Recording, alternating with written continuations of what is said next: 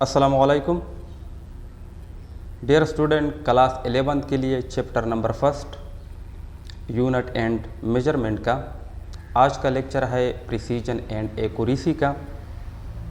तो अक्सर बच्चे कंफ्यूज होते हैं प्रिसीजन एंड एक्यूरेसी में, दोनों में डिफरेंस क्या है, क्या प्रिसीजन एंड एक्यूरेसी एक दूसरे पर डिपेंडेंट है, प्रिसीजन और एक्यूरेसी बाज़ाते खुद किस चीज़ पर डिपेंड करते हैं। तो आज इसी लेक्चर में हम कंप्लीट कंसेप्ट डिटेल के साथ प्रिसीजन एंड एक्यूरेसी पर बात करेंगे। तो स्टार्ट लेते हैं प्रिसीजन से।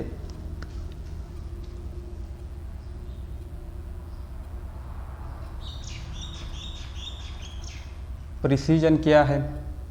प्रिसीजन को डिफ़ाइन करने से पहले हम एक एग्ज़ाम्पल लेते हैं, फिर उसी एग्ज़ाम्पल की मदद से हम प्रिसीजन को डिफ़ाइन करेंगे और ये शो करेंगे कि कौन सा सेट ऑफ मेजरमेंट प्रिसाइज है और कौन सा नहीं है। तो सपोज़ कोई क्वांटिटी है, उस क्वांटिटी की हमने लेंथ मेजर करनी है। तो दो स्टूडेंट को मुंतखब किया, उन दोनों स्टूडेंट से कहा कि भाई इस क्वांटिटी की आप दोनों लेंथ मेजर करें। तो दोनों स्टूडेंट्स ने जो सेट ऑफ मेजरमेंट हासिल की, उसकी जो वैल्यूज़ आई वो सपोज़ इस तरह है। स्टूडेंट ए की जो सेट ऑफ मेजरमेंट है वो 5.11, 5.12, 5.13 एंड 5.14, जबकि स्टूडेंट बी की जो मेजरमेंट है वो इस तरह आई 5.12, 5.31, 5.45, 5.60। एक स्टूडेंट ने ये ऑब्जर्वेशन पेश की और दूसरे स्टूडेंट बी ने ये ऑब्जर्वेशन पेश की। अब हम प्रिसीजन को डिफ़ाइन करते हैं। प्रिसीजन की एक डिफिनीशन इस तरह लेते हैं, the consistency or closeness between measured values। Similar एक अदर डिफिनीशन है, वो ये है, closeness between two or more measurements. Closeness between two or more measurements to each other।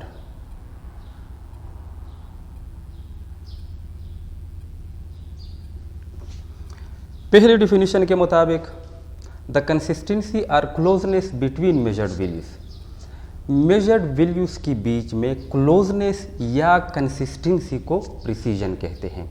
यानी आपने जो सेट ऑफ मेजरमेंट हासिल की, आपके पास जो वैल्यूज़ आई वो वैल्यूज़ कितने कंसिस्टेंट है, उसमें मुवाफ़िकत कितनी है, या वो मेजर्ड वैल्यूज़ आपस में कितने करीब करीब हैं, क्लोज हैं।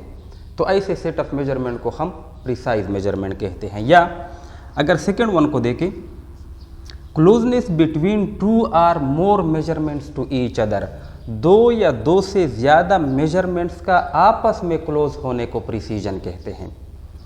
अब इन दोनों डिफिनीशन को, उसकी जो कंसेप्ट है वो इन दोनों स्टूडेंट के सेट ऑफ मेजरमेंट से हम हासिल करेंगे कि इन दोनों स्टूडेंट की, स्टूडेंट ए या स्टूडेंट बी, दोनों में से किस की मेजरमेंट जो है वो ज़्यादा प्रिसाइज होगी। अगर हम इस मेजरमेंट को देखें स्टूडेंट ए की, तो 5.11, 5.12, 5.13, 5.14, ये सेट ऑफ मेजरमेंट जो है या मेजर्ड वैल्यूज़ जो है ये आपस में कितनी क्लोज है, उसमें कंसिस्टेंसी कितनी है, या दो से ज़्यादा मेजरमेंट का आपस में क्लोज होने को प्रिसीजन कहते हैं। इसका मतलब ये है कि अगर हम इन वैल्यूज़ के बीच में डिफरेंस को देखें तो फर्स्ट टू वैल्यूज़ के बीच में डिफरेंस कितना आ रहा है, 0.01 का। अगर सेकेंड एंड थर्ड में हम डिफरेंस को देखें तो 0.01 का। अगर थर्ड एंड फोर्थ में हम डिफरेंस को देखें तो 0.01 का डिफरेंस आ रहा है। यानी इन सेट ऑफ मेजरमेंट में कंसिस्टेंसी है, एक खास तरतीब के साथ ये वैल्यूज हासिल की गई है, इसमें डिटेल ज़्यादा है, या मेजर्ड वैल्यूज के बीच में जो डिफरेंस है वो 0.01 का आ रहा है। इसका मतलब ये हुआ कि ये वैल्यूज आपस में ज़्यादा क्लोज हैं। अगर हम स्टूडेंट बी की मेजरमेंट को देखें, इन मेजरमेंट्स के बीच में अगर हम डिफरेंस को निकालें तो इसमें डिफरेंस आ जाता है इन दोनों में। यानी अगर आप लेके 5.31 5.12 तो ये 11 बन जाएगा, ये 9 और ये 1.19 का डिफरेंस आ रहा है। अगर इन दोनों वैल्यूज मेजर्ड वैल्यूज के बीच में डिफरेंस को देके 5.45 5.31 तो ये 4 और ये 1 तो 0.14 का डिफरेंस आ रहा है। अगर इन दो मेजर्ड वैल्यूज के बीच में डिफरेंस को देके 5.60 5.45 तो ये 10 बन जाएगा, 5 ये 1.015 की डिफरेंस आ रही है। अब स्टूडेंट बी की अगर हम मेजरमेंट को देखें तो ये कंसिस्टेंट नहीं है, क्योंकि वैल्यूज के बीच में जो डिफरेंस आ रही है कभी 0.19 का, कभी 0.14 का और कभी 0.15 का। यानी हम कहते हैं कि स्टूडेंट बी की जो सेट ऑफ मेजरमेंट है उसमें कंसिस्टेंसी नहीं है या मेजर्ड वैल्यू आपस में क्लोज नहीं है। तो इन दोनों की सेट ऑफ मेजरमेंट को अगर हम कंपेयर करें तो डिफिनीशन के मुताबिक हम कहते हैं कि स्टूडेंट ई की जो सेट ऑफ मेजरमेंट है वो ज़्यादा प्रिसाइज है। तो फर्स्ट टू डिफिनीशन, आपकी मेजर्ड वैल्यू आपस में कितनी क्लोज है या मेजर्ड वैल्यूज के बीच में कंसिस्टेंसी ज़्यादा हो तो वो प्रिसाइज होगी, या दो से ज़्यादा मेजरमेंट्स आपस में कितनी क्लोज हैं, तो ऐसे सेट ऑफ मेजरमेंट को हम प्रिसाइज मेजरमेंट कहते हैं और इसी फिनोमेना को प्रिसीजन कहते हैं। अब नेक्स्ट डिफिनीशन लेते हैं। हम कहते हैं कि a set of measurement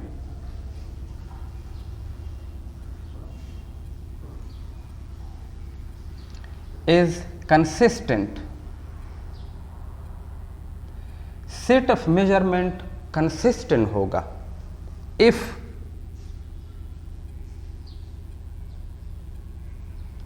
all the values are close to the mean value, mean oblique average value। Set of measurement consistent होगा, यानी वो सेट आपस में उसकी जो वैल्यूज हैं, सेट ऑफ मेजरमेंट में जो आपके पास नंबर ऑफ ऑब्जर्वेशन है वो आपस में क्लोज होंगे, या वो सेट ऑफ मेजरमेंट कंसिस्टेंट होगा अगर तमाम वैल्यूज मीन और एवरेज वैल्यू को क्लोज हो। अब यहाँ पर सवाल पैदा होता है कि मीन और एवरेज वैल्यू क्या होती है। अगर प्रीवियस लेक्चर अभी तक नहीं देखी हो, जिसका टाइटल है error analysis oblique calculating total uncertainty in the final result, उसी लेक्चर में मैंने ये सब कुछ एक्सप्लेन किया है। तो मीन और एवरेज वैल्यू को अगर तमाम वैल्यूज क्लोज हो तो हम कहेंगे कि वो सेट ऑफ मेजरमेंट जो है वो कंसिस्टेंट होगा। अब यही एग्जांपल लेते हैं। इन चारों वैल्यूज को अगर हम ऐड करें, अगर हम लेके 5.11 प्लस 5.12 प्लस 5.13 प्लस 5.14 कितनी बार ऑब्जर्वेशन लिए गए हैं? 4 मरतबा।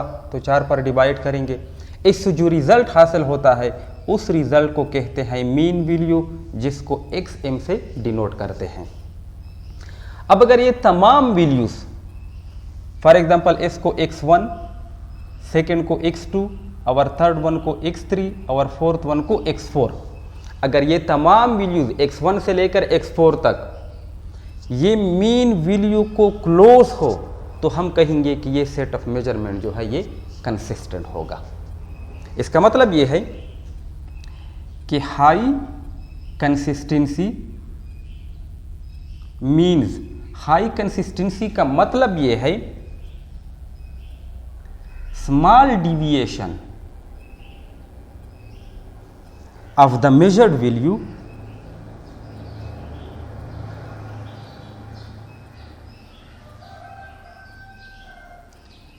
From the mean value. High consistency means small deviation of the measured value from the mean value। अब की सेट ऑफ मेजरमेंट की कंसिस्टेंसी हाई होगी अगर आपकी मेजर्ड वैल्यू की मीन वैल्यू से डिविएशन कम हो। अब डिविएशन का मतलब क्या होता है? Deviation means the difference between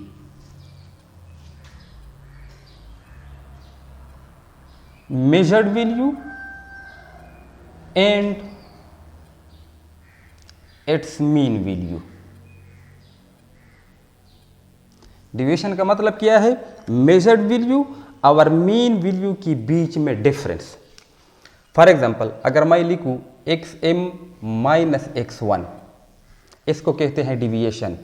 measured value की मीन वैल्यू से जो डिफरेंस है, यानी अगर आप मेजर्ड वैल्यू को मीन वैल्यू से माइनस करोगे या इन दोनों के बीच में जो डिफरेंस है, जिसको हमने प्रीवियस लेक्चर में डेल्टा x1 से डिनोट किया है, जिसको एब्सोल्यूट एरर भी कहते हैं, तो ये डेल्टा x1 ये डिविएशन है।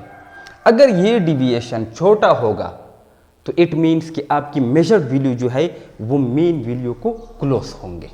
सिमिलरली आप x2 के लिए करेंगे xm माइनस x2 का मॉड, जिसको डेल्टा x2 से डिनोट करेंगे, नेक्स्ट वन को डेल्टा x3 से और लास्ट वन को डेल्टा x4 से। इन सारों को कहते हैं डिविएशन। अगर ये डिविएशन आपकी स्मॉल आ रही हो तो आपकी मेजरमेंट की कंसिस्टेंसी हाई होगी। यानी जब डिविएशन स्मॉल आ रही है इट मीन्स कि आपकी मेजर्ड वैल्यू जो है वो मीन वैल्यू को क्लोज होंगे।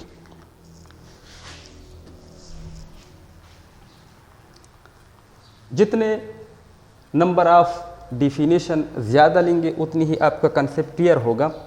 मैं कोशिश करता हूँ कि ज़्यादा से ज़्यादा डिफिनीशन को ले ले। अब एक नेक्स्ट डिफिनीशन लेते हैं। वो डिफिनीशन ये है, next one, precision indicates from which instrument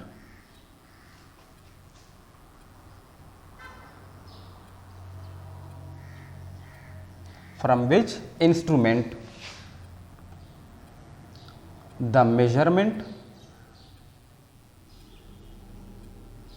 is taken। Precision ये इंडिकेट करती है कि किस इंस्ट्रूमेंट की मदद से आपने मेजरमेंट को ली है। इसका मतलब ये है कि प्रिसीजन जो है वो डिपेंडेंट है मेजरिंग इंस्ट्रूमेंट पर। अब मेजरिंग इंस्ट्रूमेंट पर वो कैसे डिपेंडेंट है, इस डिफिनीशन का मतलब क्या है समझाता हूं। फॉर एग्जांपल 3 स्टूडेंट्स लेते हैं। तीनों स्टूडेंट्स को सेम क्वांटिटी दे दी और उनसे कहा कि आप तीनों इस सेम क्वांटिटी की लेंथ को मेजर करो। अब एक स्टूडेंट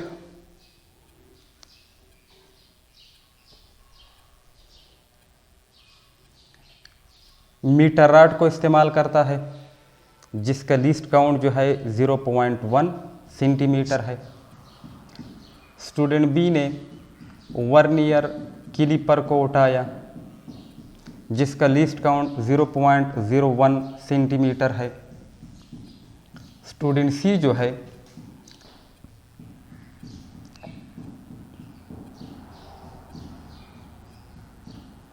वो स्क्रू गेज का सहारा लेता है जिसका लीस्ट काउंट जो है 0.001 सेंटीमीटर है। अब तीनों ने मेजरमेंट पेश की। जब हमने मेजरमेंट को देखा तो वो स्टूडेंट या स्टूडेंट सी जिसने स्क्रू गेज की मदद से उस सेम क्वांटिटी की लेंथ मेजर की थी, उसमें कंसिस्टेंसी ज़्यादा थी,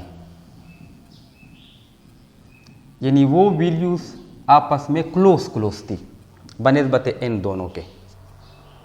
इसका मतलब ये हुआ कि प्रिसीजन जब हम बात करते हैं कि वो मेजरिंग इंस्ट्रूमेंट पर डिपेंड करती है, तो इसका मतलब ये है कि प्रिसीजन जो है वो मेजरिंग इंस्ट्रूमेंट की लीस्ट काउंट पर डिपेंड करती है। क्योंकि अगर हम तीनों को देखें तो तीनों में स्क्रू गेज का लीस्ट काउंट सबसे छोटा है। इस वजह से उस स्टूडेंट की जो सेट ऑफ मेजरमेंट है उसमें कंसिस्टेंसी ज़्यादा थी या वो आपस में क्लोज थे। तो प्रिसीजन जो है वो इनवर्सली रिलेटेड है list count of the measuring instrument. जितना मेजरिंग इंस्ट्रूमेंट का लीस्ट काउंट छोटा होगा उतनी ही आपकी मेजरमेंट की प्रिसीजन ज़्यादा होगी। जितना लिस्ट काउंट बड़ा होगा उतनी ही प्रिसीजन कम होगी। अगर हम इन तीनों स्टूडेंट्स की मेजरमेंट को कंपेयर करें तो फर्स्ट नंबर पे स्टूडेंट सी की जो मेजरमेंट थी उसमें क्लोजनेस ज़्यादा थी।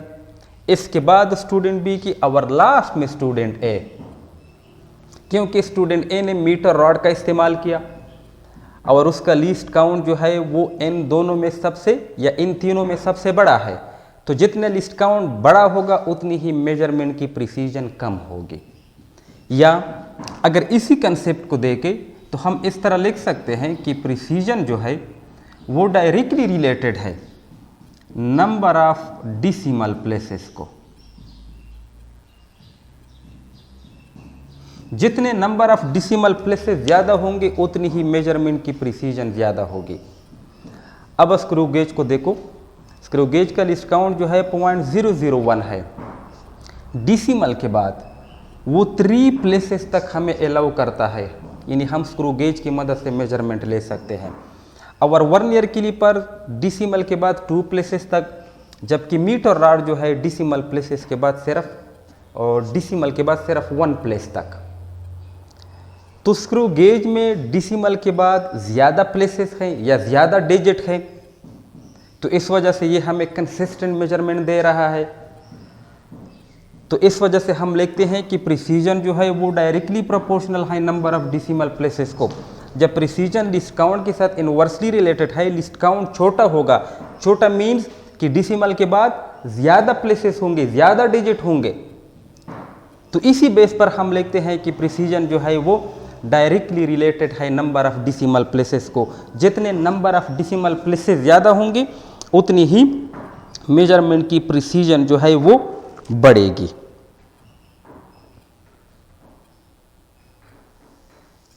या हम इस तरह लिख सकते हैं कि प्रिसीजन में हम लास्ट सिग्निफिकेंट डिजिट की पोजीशन को देखेंगे।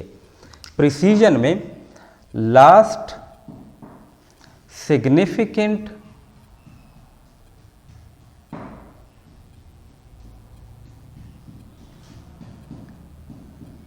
डिजिट की पोजीशन को देखेंगे कि लास्ट सिग्निफिकेंट डिजिट की पोजीशन कहां पर आ रही है, वो किस प्लेस पर आ रही है। जितनी लास्ट सिग्निफिकेंट डिजिट की पोजीशन बढ़ेगी उतनी ही आपकी मेजरमेंट की प्रिसीजन भी बढ़ेगी।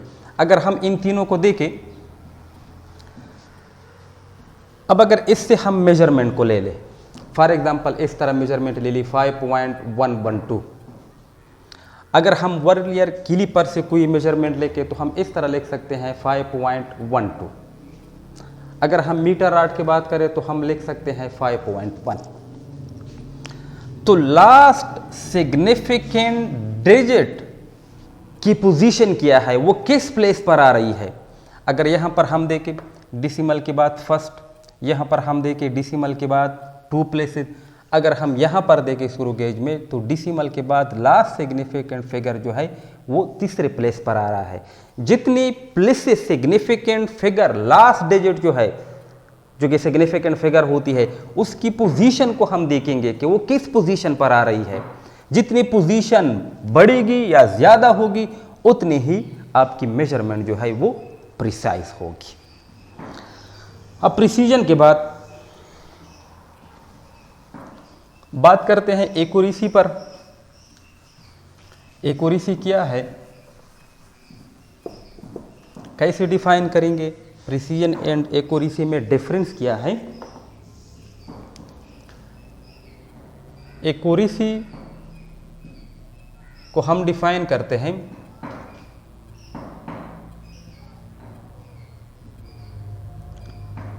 The closeness of measured value to the true value।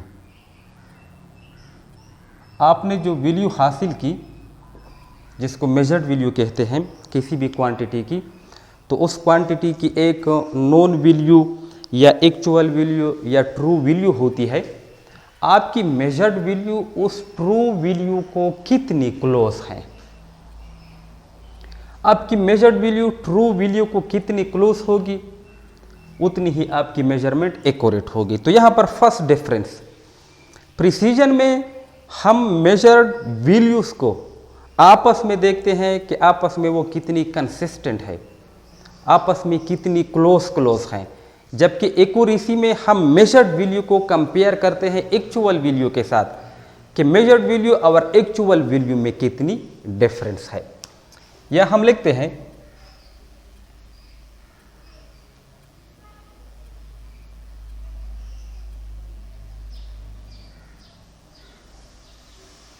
Accuracy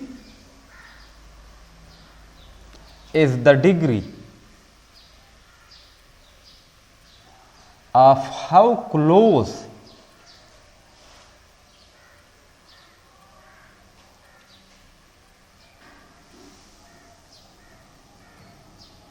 a measurement is from the actual value।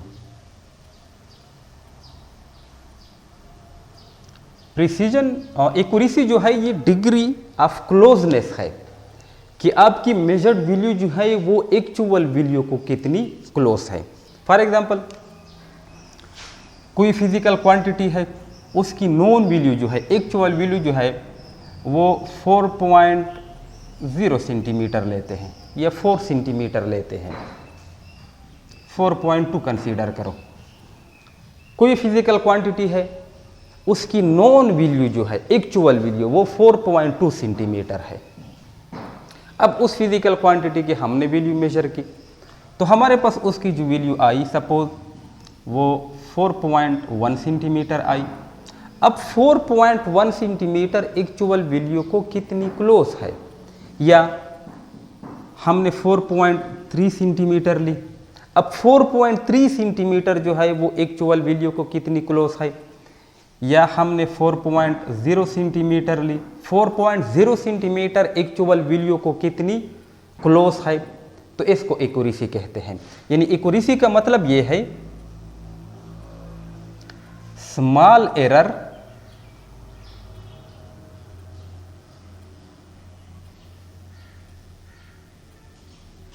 In a measured value. Small error in a measured value, आपने जो value major की अगर उसमें error कम हो। अब error क्या होती है, एरर को हम डिफाइन करते हैं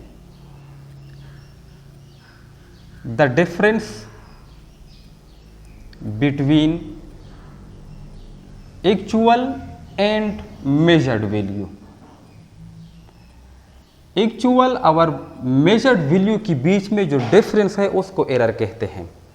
small error in a measured value, आपने जो वैल्यू मेजर की अगर उसको हम एक्चुअल वैल्यू के साथ कंपेयर करेंगे, उसमें जो डिफरेंस आ रहा है उसको हम एरर कहते हैं। अगर वो एरर छोटी हो, इट मीन्स कि आपकी मेजर्ड वैल्यू एक्चुअल वैल्यू को बहुत क्लोज है, तो आपकी वो मेजर्ड वैल्यू जो है वो एक्यूरेट है। तो जितना डिफरेंस कम होगा between measured value and actual value, उतनी ही आपकी मेजरमेंट एक्यूरेट होगी। नेक्स्ट डिफिनीशन हम लेते हैं, एक्यूरेसी हम बोलते हैं magnitude of relative error or fractional error, relative/fractional error in measured value। Measured value में रिलेटिव और फ्रैक्शनल एरर के मैग्नीट्यूड को एक्यूरेसी कहते हैं। इसका मतलब ये हुआ कि एक्यूरेसी जो है वो इनवर्सली रिलेटेड है रिलेटिव एरर को। जितना रिलेटिव एरर का मैग्नीट्यूड कम होगा उतनी ही एक्यूरेसी हाई होगी, जितना रिलेटिव एरर का मैग्नीट्यूड बढ़ेगा उतनी ही एक्यूरेसी कम होगी। अब रिलेटिव एरर क्या होती है, रिलेटिव एरर का मैग्नीट्यूड क्या होता है? तो रिलेटिव एरर को प्रीवियस लेक्चर में हमने डिफाइन किया है, उसकी वैल्यू भी मालूम की थी, प्रीवियस लेक्चर को देख लीजिए। रिलेटिव अब्लिक फ्रैक्शनल एरर,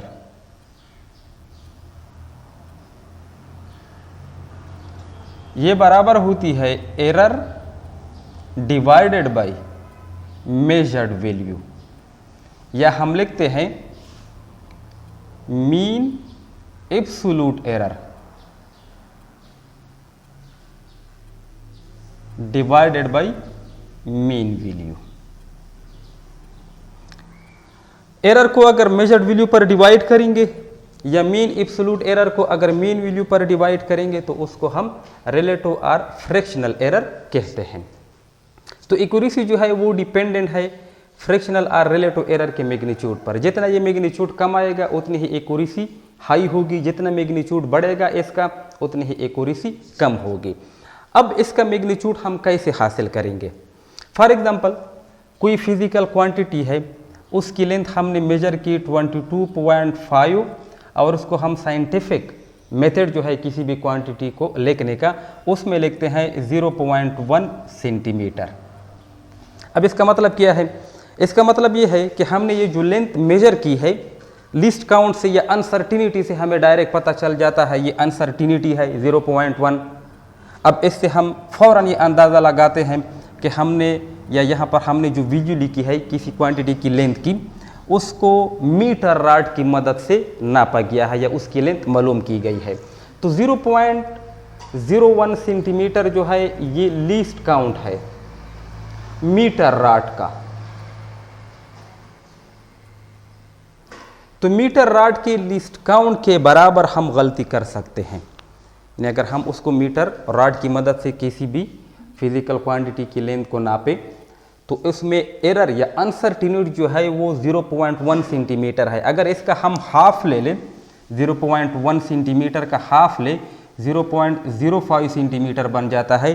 तो 0.05 सेंटीमीटर एक इंच पर और 0.05 सेंटीमीटर दूसरी इंच पर हो सकती है, पर टोटल अनसर्टिनिटी जो है 0.05 1 इंच 0.05 सेकेंड इंच दोनों को हम ऐड करेंगे तो इससे 0.1 सेंटीमीटर बन जाता है। इसका मतलब ये है कि हमने जो लेंथ मेजर की है इसकी वैल्यू जो है अगर 0.1 को हम माइनस करें तो 22.4 सेंटीमीटर आ जाता है। अगर 0.1 को हम ऐड करें तो 22.6 सेंटीमीटर आ जाता है। यानी हमारी वैल्यू जो है वो 22.4 सेंटीमीटर और 22.6 सेंटीमीटर के बीच में होगी। अब इस अनसर्टिनिटी को अगर इस मेजर्ड वैल्यू पर हम डिवाइड करें, रिलेटिव और फ्रैक्शनल एरर का मतलब क्या होता है? Relative error is equal to error divided by measured value. Error कितनी है? प्लस माइनस 0.1 है। अनसर्टिनिटी कितनी है? Plus minus 0.1 centimetre. और मेजर्ड वैल्यू 22.5। अगर इस पर हम डिवाइड करें तो हमारे पास आ जाएगा 0.004 इस तरह सेंटीमीटर आ जाता है। 0.004 सेंटीमीटर या शायद एक और ज़ीरो होगा, आप लोग कैलकुलेट करेंगे कि 0.004 आता है या 0.004 आता है। सपोज जो भी आता है आप कैलकुलेट करो। तो ये मैग्नीट्यूड है रिलेटिव एरर का, प्लस माइनस लगाएंगे। अब ये मैग्नीट्यूड जितना कम होगा आपकी ही एक्यूरेसी हाई होगी मेजरमेंट की। जब ये मैग्नीट्यूड बढ़ेगा तो मेजरमेंट की एक्यूरेसी कम होगी। अब एक्यूरेसी को हम परसेंटेज अनसर्टिनिटी से भी फाइंड करते हैं। तो रिलेटिव एरर को यानी परसेंटेज अनसर्टिनिटी क्या होती है, परसेंटेज अनसर्टिनिटी अगर रिलेटिव एरर को हम 100 से मल्टीप्लाई करें तो प्लस माइनस 0.004, अगर इसको हम 100 से मल्टीप्लाई करें तो हमारे पास वैल्यू आ जाएगी 0.0/4, 3 डिसिमल यानी 3 डिजिट के बाद डिसिमल है, और तो 1 2 3 तो 0.4 यानी 0.4% इसमें परसेंटेज अनसर्टिनिटी है। अब जितना परसेंटेज अनसर्टिनिटी की वैल्यू कम होगी उतनी ही आपकी मेजरमेंट की एक्यूरेसी ज़्यादा होगी। जितनी परसेंटेज अनसर्टिनिटी का मैग्नीट्यूड बढ़ेगा उतनी ही एक्यूरेसी कम होगी। अब लास्ट वन डिफिनीशन लेते हैं। एक्यूरेसी जो है वो डायरेक्टली रिलेटेड है नंबर ऑफ सिग्निफिकेंट डिजिट को। एक्यूरेसी जो है वो डायरेक्टली रिलेटेड है नंबर ऑफ सिग्निफिकेंट डिजिट को। Accuracy is directly related to number of significant digit. Number of significant digit, जितने नंबर ऑफ सिग्निफिकेंट डिजिट ज़्यादा होंगे उतनी ही एक्यूरेसी ज़्यादा होगी। जितने नंबर ऑफ सिग्निफिकेंट डिजिट कम होंगे उतनी ही आपकी एक्यूरेसी कम होंगे। अगर सिग्निफिकेंट फिगर याद हो तो सिग्निफिकेंट फिगर में हमने उसकी इम्पॉर्टेंस को बताया था, या सिग्निफिकेंट फिगर की इम्पॉर्टेंस क्या है कि आपके पास कोई वैल्यू होती है उसको हम राउंड ऑफ करते हैं to certain level of accuracy तक, जहां तक हम उस पर भरोसा कर सकते हैं कि यहाँ तक मेजरमेंट या वैल्यू जो है वो एक्यूरेट होगी, ठीक होगी। क्योंकि सिग्निफिकेंट फिगर की डिफिनीशन यही है, number of accurately known figure and the first doubtful digit. First doubtful digit और number of accurately known figure, इस कम्बिनेशन को हम सिग्निफिकेंट फिगर कहते हैं। जितनी ही सिग्निफिकेंट फिगर ज़्यादा होगी उतनी ही एक्यूरेसी ज़्यादा, जितनी सिग्निफिकेंट फिगर कम उतनी ही एक्यूरेसी ज़्यादा। तो इसके लिए एक एग्जांपल लेते हैं, समराइज करते हैं टॉपिक को प्रिसीजन एंड एक्यूरेसी के लिए। फॉर एग्जांपल कोई मेजरमेंट है 0.004 सेंटीमीटर का और एक दूसरा मेजरमेंट है वो है 367.0 सेंटीमीटर का। अब इन दोनों को हम कंपेयर करते हैं, कौन प्रिसाइज होगा और कौन एक्यूरेट होगा। तो हम लिखते हैं 0.004 सेंटीमीटर और सेकेंड वन जो है वो 367.0 सेंटीमीटर है। अगर हम बात करें प्रिसीजन और एक्यूरेसी की, ये लेते हैं प्रिसीजन और यहाँ पर एक्यूरेसी। तो इसकी प्रिसीजन जो है वो 0.001 सेंटीमीटर है, स्मॉलेस्ट यूनिट इस्तेमाल करते हैं प्रिसीजन के लिए, और इसकी प्रिसीजन जो है वो 0.1 सेंटीमीटर है। अगर इसकी एक्यूरेसी हम देखें तो इसमें 1 सिग्निफिकेंट डिजिट है। अगर यहाँ पर हम देखें तो इसमें 4 सिग्निफिकेंट डिजिट है। अब दोनों मेजरमेंट में हम कहते हैं कि 0.004 सेंटीमीटर मेजरमेंट जो है ये ज़्यादा प्रिसाइज है बनिस्बत 367.0 सेंटीमीटर के, क्योंकि यहाँ पर लिस्ट काउंट छोटा है और यहाँ पर लिस्ट काउंट बड़ा है। अगर एक्यूरेसी की बात करें तो इसमें 1 सिग्निफिकेंट डिजिट है जबकि इसमें 4 सिग्निफिकेंट डिजिट है। तो 367.0 सेंटीमीटर में 4 सिग्निफिकेंट डिजिट, सिग्निफिकेंट फिगर जितनी ज़्यादा होंगी उतनी ही एक्यूरेसी ज़्यादा होगी। तो ये ज़्यादा एक्यूरेट है बनिस्बत 0.004 सेंटीमीटर के। तो ये तो मुकम्मल डिटेल प्रिसीजन एंड एक्यूरेसी का। तो अब हम एक जनरल एग्जाम्पल लेते हैं। आमतौर पर बुक्स में या ये जो यूट्यूबर होते हैं वो एक एग्जाम्पल देते हैं प्रिसीजन एंड एक्यूरेसी का, बुल्स आई का। बुल्स आई जिसको नुक्ता हदफ कहते हैं। कंसंट्रिक सर्कल्स होते हैं, इस तरह उसको कलर दिए जाते हैं। एक बोर्ड होता है, अब उसको एरो की मदद से शूट किया जाता है। इस सेंट्रलस पार्ट को। लेकिन हम ये एग्जाम्पल नहीं देते, हम एक ऐसा एग्जाम्पल देंगे जो सब जानते हैं। हम एग्जाम्पल देते हैं क्रिकेट का।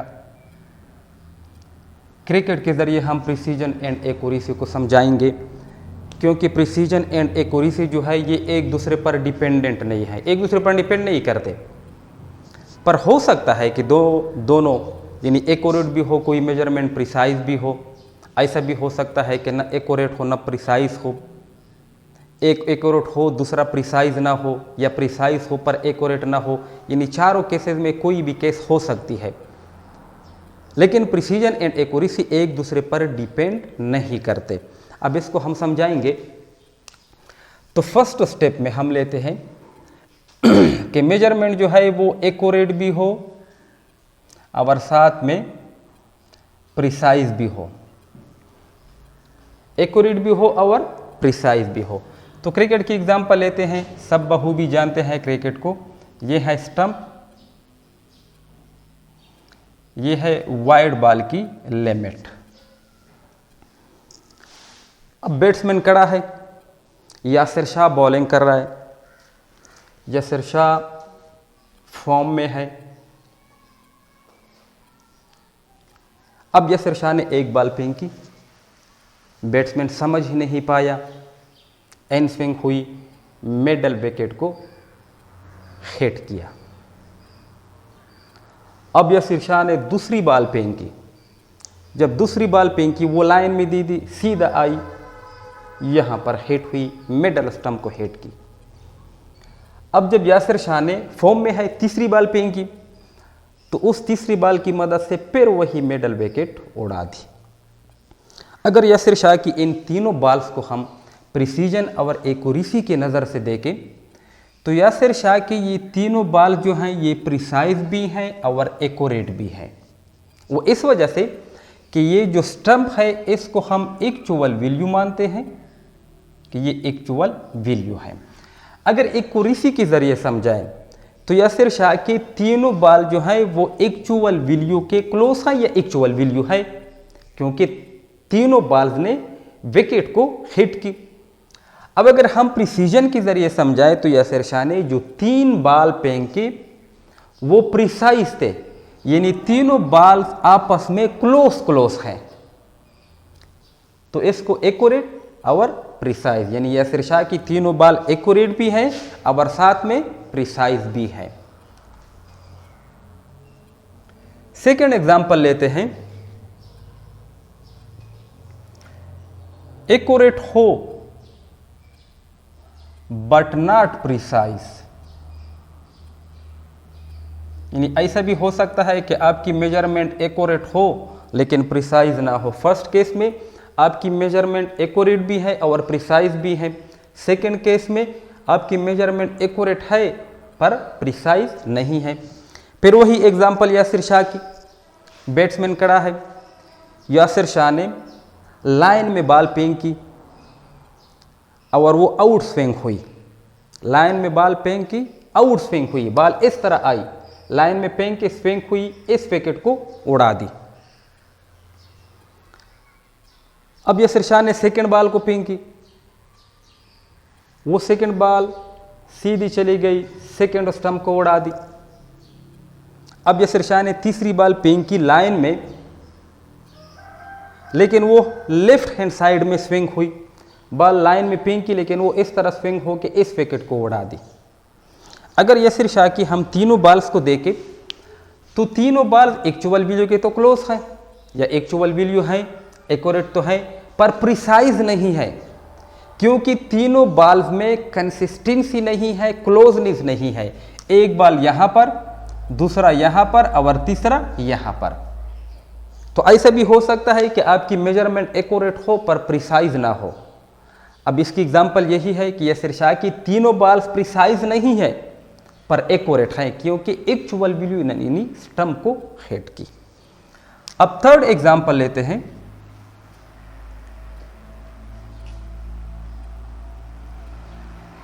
प्रिसाइज हो बट नॉट एक्यूरेट, जिस तरह हमने स्टार्ट में एग्जांपल दिया था। 5.11, 5.12, 5.13। स्टूडेंट बी की जो सेट ऑफ मेजरमेंट थी वो हमने कहा था कि वो प्रिसाइज नहीं है।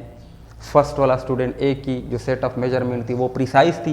प्रिसाइज हो पर एक्यूरेट ना हो। अब फॉर एग्जांपल यहां पर अब जो बैट्समैन खड़ा है वो बूम बूम शाहिद अफरीदी खड़ा है। अब शाहिद अफरीदी जो है वो भी फॉर्म में है, ज़बरदस्त फॉर्म में। बॉलर जानता है कि अगर मैंने लाइन में बॉल फेंकी तो वो ऊपर उठाएगा छक्के के बाहर, यानी छक्का लगाएगा बाउंड्री के बाहर। अब बैट्समैन शाहिद अफरीदी खड़ा है और बॉलर जो है वो डर रहा है। अब बॉलर क्या करता है, वो ये कोशिश करता है कि मैं अगर अफरीदी को ऑफ स्टंप पे बॉल फेंकूं, उसे बीट करने की वो कोशिश करता है कि शायद अफरीदी का बैट एज दे दे और वो स्लिप में या विकेट कीपर के हाथों कैच हो जाए। तो इस तरह वो ऑफ स्टंप पे उसको बीट करने की कोशिश करके गेंद को फेंकता है। एक बॉल इस तरह फेंकी, दूसरी बॉल भी सिमिलर तरीके से फेंकी, बीट करने की कोशिश कर रहा है, और थर्ड बॉल भी इसी तरह फेंकी। अगर इन तीनों बॉल्स को हम देखें बॉलर्स की, तो ये तीनों बॉल आपस में क्लोज हैं, प्रिसाइज हैं, पर एक्यूरेट नहीं है क्योंकि एक्चुअल वैल्यू से ये दूर है। अब चौथे केस में नेदर प्रिसाइज नॉर एक्यूरेट, न प्रिसाइज हो और न एक्यूरेट हो। फिर शाहिद अफरीदी खड़ा है, फॉर्म में है। बॉलर जो है ये स्टंप, ये वाइड बॉल के लिमिट, शाहिद अफरीदी खड़ा है, क्रीज पर मौजूद है। बॉलर ने बॉल फेंकी और ऑफ स्टंप में वाइड मारी, डर रहा है वो बेचारा। अब उसने सेकंड बॉल बाउंसर मारी, अब बाउंसर विकेट के ऊपर इस तरह चली जाएगी, रन नहीं कर सकता, पर समझो बैट्समैन के ऊपर, विकेट के ऊपर चली जाएगी। अब इस तरह दो बॉल फेंकने के बाद ये भी वाइड, ये भी वाइड, बहुत हाई था। अब बॉलर जो है वो प्रेशर में आ गया, उसका प्रेशर बढ़ गया। उन्होंने जब तीसरी बॉल को फेंकी तो इस तरह वाइड चली गई। अब अगर बॉलर की इन तीनों बॉल्स को हम देखें, ये तीनों बॉल आपस में क्लोज नहीं है, कंसिस्टेंट नहीं है। एक तो ये प्रिसाइज भी नहीं है, और साथ में ये तीनों बॉल जो है वो एक्चुअल वैल्यू यानी स्टंप से भी दूर हैं, तो एक्यूरेट भी नहीं है। तो ऐसा हो सकता है कि आपकी मेजरमेंट एक्यूरेट और प्रिसाइज हो, आपकी मेजरमेंट एक्यूरेट हो पर प्रिसाइज ना हो, आपकी मेजरमेंट प्रिसाइज हो पर एक्यूरेट ना हो, आपकी मेजरमेंट ना प्रिसाइज हो और न एक्यूरेट हो। ये चार केसेस हो सकते हैं, पर इसका ये मतलब नहीं कि एक्यूरेसी और प्रिसीजन जो है ये एक दूसरे पर डिपेंडेंट है, इसका ये मतलब हरगिज नहीं। तो आई होप मैंने भरपूर कोशिश की कि एक्यूरेसी एंड प्रिसीजन का जो टॉपिक है वो कंसेप्ट डिटेल के साथ पढ़ाऊँ, बहुत कोशिश की। आई होप आपको समझ में आया होगा। इसके बावजूद अगर कोई भी चीज़ मिसिंग हो या कभी कभी ज़ुबान फिसल जाती है, हम लिखते कुछ और हैं और कहते कुछ और हैं, तो ऐसे केस में माफ़ी मांगता हूँ, गलती हो जाती है। पर अगर कोई भी प्रॉब्लम हो तो आप कमेंट सेक्शन में पूछ सकते हैं। तो इंशाल्लाह मिलेंगे नेक्स्ट वीडियो के साथ, तब तक के लिए अल्लाह हाफिज़।